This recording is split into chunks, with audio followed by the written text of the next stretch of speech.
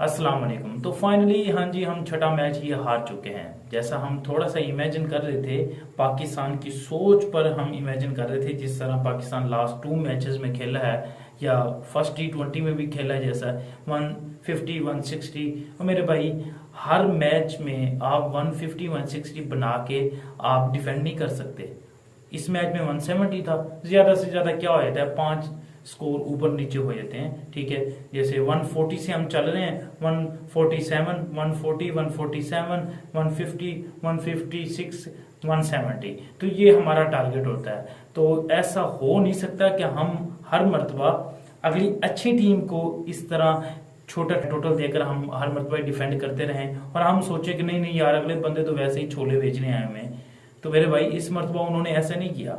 इस मरतबा उन्होंने खूब पीटा है। उन्होंने कहा कि मेरे भाई, अगर आप 150 170 बनाएंगे तो ये कुछ भी नहीं है इंटरनेशनल क्रिकेट के लिए। कोई एक आधे मैच में हो जाता है कि अगली टीम फ्लॉप हो जाती है, उस पर भी हम लोग आगे तफसील के साथ बात करते हैं कि पाकिस्तान ने कहाँ कहाँ गलतियां की जिसकी वजह से पाकिस्तान ये मैच हारा है।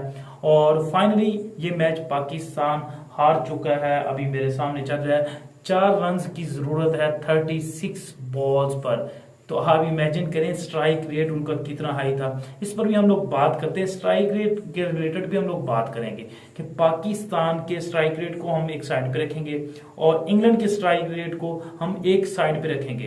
तो इमेजिन कीजिएगा, आपको जमीन से आसमान का फर्क दिखेगा कि यार ये इतना लो स्ट्राइक रेट और गोरों का इतना हाई स्ट्राइक रेट। हारना और जीतना ये अलग मैटर है यार। हारना, अब इंग्लैंड लास्ट 2 मैचेस हारा है, नो इशू, कोई बात नहीं, वो यार हार जीत तो होती है।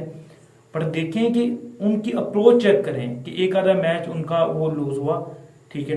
अब उनकी अप्रोच देखें कि उन्होंने स्ट्राइक रेट को इतना मेंटेन किया और इतना पीटना स्टार्ट किया कि मैं आपको स्ट्राइक रेट बताऊंगा तो आप सोचेंगे कि यार पाकिस्तान बहुत नीचे है उनसे।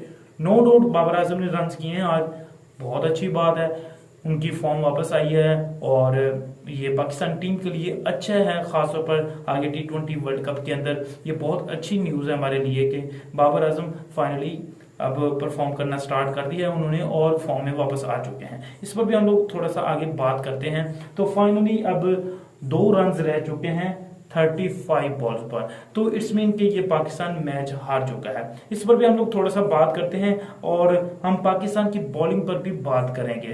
तो इससे पहले अगर आप लोग हमारे चैनल पर नए हैं तो हमारी वीडियो को लाइक और सब्सक्राइब करना मत भूलिएगा, ताकि आप लोगों को क्रिकेट के रिलेटेड नई से नई अपडेट मिलती रहे।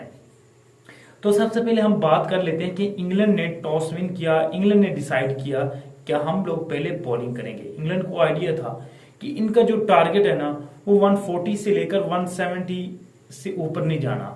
तो इतना नो डाउट हम लास्ट जो 2 मैचेस हैं वो हम चूक गए हैं, बट ये भी नहीं कि हर मैच हम इस तरह होते जाएंगे। और इस मैच में उन्होंने जो फाइल खोला है ना, उन्होंने वो दिखा दिया है कि भाई 170 160 ये हमारे आसे पासे भी नहीं गुजरता। नो डाउट वो मैच लास्ट वाले जो 2 हारे हैं तो हम फील कर रहे होंगे कि नहीं नहीं यार, ये कौन सी बात है कि मतलब ये 160 170 तो लास्ट मरतबा भी नहीं हुआ उनसे।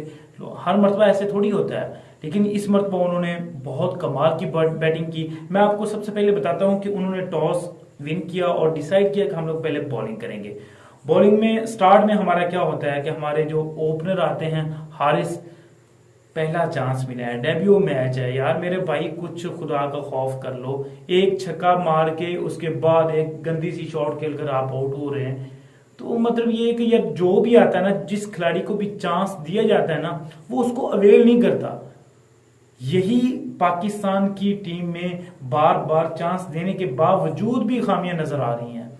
असल में ना पाकिस्तान में टैलेंट नहीं है, ये हम एम ना बस मारते रहते हैं बहुत टैलेंट है बहुत टैलेंट है। मेरे भाई कहाँ टैलेंट है? और बेंच पर कोई एक बंदा तो दिखाओ कि यार जो खेलने वाला हो। कितने बंदों को चांस दे चुके हैं, इसमें बाबर आजम का भी कोई कसूर नहीं, मैनेजमेंट का भी कोई कसूर नहीं, चीफ सिलेक्टर का भी कोई कसूर नहीं। और मेरे भाई कहाँ टैलेंट पड़ा है आपका? शान मसूद को चांस दिया, बड़ा मीडिया पर रोला था कि उसने ये कर दिया उसने फलां कर दिया। अब देख लें, आज का मैच भी खोल के देख लें, 4 मैचों में उन्होंने 150 की है और बस अब 5-6 बॉल खेलते हैं, उस पर कोई 2-3 रन होते हैं और आउट। तो मतलब ये कि देखे ना, हैदर अली को भी चांस दिया, इफ्तिखार को भी चांस दिया, खुशदिल शाह को भी चांस दिया, शान मसूद को भी चांस दिया, आज हारिस को भी चांस दिया। और मेरे भाई कितने लोगों को चांस दे रहे हैं वो। आमिर जमाल को भी चांस दिया, ठीक है, नो डाउट उन्होंने लास्ट में अच्छी बॉलिंग की थी, वो तो ठीक है, वो भी उनका दूसरा मैच है। तो देखें कि कितने लोगों को चांस मिल रहा है और कौन परफॉर्म कर रहा है। मेरे भाई असल में हमारे पास टैलेंट नहीं है, हम टैलेंट को प्रोड्यूस नहीं कर पा रहे, ये आपको मानना पड़ेगा। बेंच पर कुछ भी नहीं पड़ा, बेंच पर आप दिखाएं ना, मिडिल ऑर्डर कहां पड़ा है आपका, बेंच पर खोलें आप देखें, रिजर्व में देखें, जो रिजर्व में हम 3 खिलाड़ी लेकर जा रहे हैं उनको देखें कि कौन सा बेंच है यार, है ही नहीं हमारे पास। मिडिल ऑर्डर में हमारे पास बैट्समैन नहीं है, बाबर आजम और रिजवान के अलावा कुछ भी नहीं है हमारे पास। मेरे भाई उनका स्ट्राइक रेट नो डाउट लो है, लेकिन ये कि वो स्कोर ना करे तो मेरे भाई ये तो 100 भी ना कर पाए। जो इनका हाल है, आप पिछले एशिया कप भी उठा लें, उसके बाद आप ये जो 6 मैच हो चुके हैं इंग्लैंड के खिलाफ ये भी उठा लें, आपको समझ आ जाएगी। तो फाइनली जो है इंग्लैंड ये मैच जीत चुका है 8 विकेटों से, 8 विकेटों से ये मैच आसानी से जीत चुका है। ठीक है, पहले तो हम ये थोड़ा सा मैं आप लोगों को बता देता हूँ, उसके बाद हम इनके स्ट्राइक रेट पर भी बात करेंगे कि स्ट्राइक रेट में क्या चल रहा है। ठीक है, तो इंग्लैंड फाइनली ये 6ठा मैच जीत चुका है और 3-3 की सीरीज बराबर हो चुकी है। अब 7वां मैच जो है, जो डिसाइडर मैच होगा सीरीज का, वो होगा इतवार को। तो इतवार वाले दिन फैसला होगा कि इस सीरीज को कौन विन करेगा। ये बहुत लंबी सीरीज थी 7 मैचों की, नो डाउट बहुत अच्छा मुकाबला हुआ और बहुत अच्छे मुकाबले इसमें देखने को मिले। 3-3 की सीरीज बराबर हो चुकी है। अब 7वां मैच डिसाइडर होगा, वो देखेंगे कि कौन सी टीम इस सीरीज को विन करके लेकर जाती है ट्रॉफी को। अब हम देखते हैं। अब उसके बाद मैं बताता हूं आपको कि बाबर आजम ने नो डाउट अच्छा खेला। उसके बाद आते हैं जी हैदर अली और Shan Masood. Shan Masood again fail, Haider Ali again fail. उसके बाद इफ्तिखार थोड़ा सा अच्छा स्ट्राइक रेट मेंटेन करने के चक्कर में वो भी आउट हो जाते हैं, वो भी नॉर्मली 20 से 30 रन। उसके बाद हमारा जो आसिफ अली साहब हैं, आसिफ अली की भी वही थ्योरी है कि जब भी उनको कुछ तकरीबन 4 ओवर या 5 ओवर मिलते हैं वो उनसे खेला ही नहीं जाता, सिर्फ उनसे खेला जाता है आखिरी वाले ओवर में। आखिरी वाले ओवर हो या उससे पहले कोई 2-3 बॉलें हों, वो कहते हैं कि मैं तो सिर्फ आखिरी ओवर का प्लेयर हूं, उससे पहले का मैं प्लेयर हूं ही नहीं। तो मतलब ये कि थ्योरी देखे ना कि यार हमारा वो क्या कहते हैं ना कि एक पंजाबी की मिसाल है कि आपा ही बिगड़ा हुआ है, सारे ही बिगड़े हुए हैं। आज का मैच उठा के देख लें यार, इनके पीछे आप मैच सारे उठा के देख लें। चीफ सिलेक्टर साहब कहते हैं कि इन सब की कंट्रीब्यूशन होती है, एशिया कप में भी सबकी कंट्रीब्यूशन थी। मेरे भाई उठाएं ना, खुशदिल शाह को उठाएं, इफ्तिखार अहमद को उठाएं, उसके बाद आप उठाएं आसिफ अली को उठाएं। नो डाउट वो एक आखिरी ओवर में छक्के लगा देते हैं तो उनको क्या देते हैं, कंट्रीब्यूशन है। नो डाउट एक आधे मैच में उन्होंने पाकिस्तान को विन करवाया, लेकिन यार ये इस तरह कंट्रीब्यूशन नहीं है। देखिए ना, अगर आप रिजवान और बाबर आजम को एशिया कप से लेकर अब तक साइड भी कर दें और पूरी टीम का आप रन इकट्ठे कर लें, तो मेरे ख्याल में ये किसी मैच में 100 रन बनाने के काबिल नहीं है। तो ये सोच को बदलनी पड़ेगी यार। तो फाइनली ठीक है, तो क्या होता है उसके बाद पाकिस्तान टारगेट देता है 170 का। ठीक है, जो बाबर आजम है उनके रन्स पर भी हम बात करते हैं। बाबर आजम ने इस मैच के अंदर रन्स किए हैं 89 रन्स किए हैं उन्होंने 59 बॉल्स पर। ठीक है, उनका 147 का उनका स्ट्राइक रेट था।